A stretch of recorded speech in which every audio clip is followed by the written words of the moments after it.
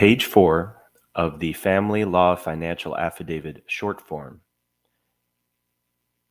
has lines 28, 29, 30, 31, and 32 from Section 2. Line 28 is the space where you total all of your monthly expenses from page 3 and put that total into line 28. You should also put the same number from line 28 into line 30. For line 29, put your total present monthly net income, which is found in line 27 of Section 1. If line 29 is greater than line 30, you should subtract line 30 from line 29 and put that amount in line 31. However, if line 30 is greater than line 29, then subtract line 29 from line 30 and put that amount in line 32 instead. You cannot have a number for both line 31 and line 32.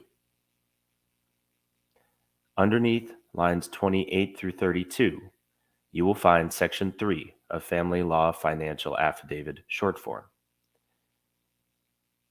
In Section 3, you will be listing and totaling your assets and liabilities.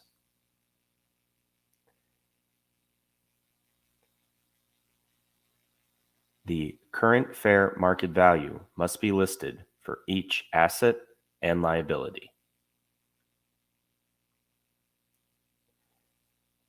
You can see on the right-hand side 2 columns for non-marital assets.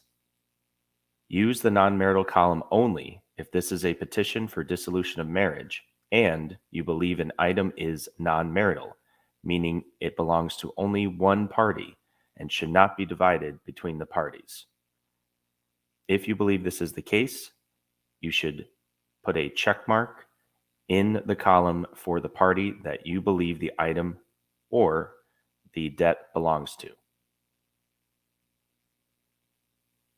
In subsection A of Section 3, you are only listing assets, that is, items that have value. Make sure to check off on the left-hand side each asset that applies to your case. If you do not believe that you have an asset that meets the definition of the category presented, then do not check the box. In the space provided to the right of the category, write in a brief description of the asset. For example, if you have cash in a bank account or credit union, check off the left-hand box next to where it says cash in banks or credit unions, and then directly to the right of that phrase, write in the institution where you have your bank account or credit union account. Then make sure to list the current fair market value for that asset. And once again, if you believe that asset is non-marital in nature, make sure to check off the appropriate column either for husband or wife. Do this for all assets that you are aware of.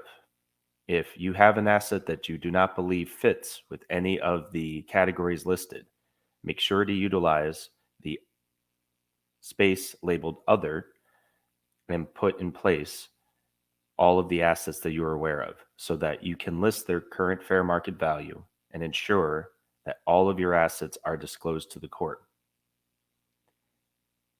If the court believes that you are trying to hide assets, either from the court or from the other party, it will not help your case. Once you have disclosed all assets in the spaces provided that are applicable to your case, make sure to total the current fair market value of all the assets at the bottom of the page in the last row where it says total assets.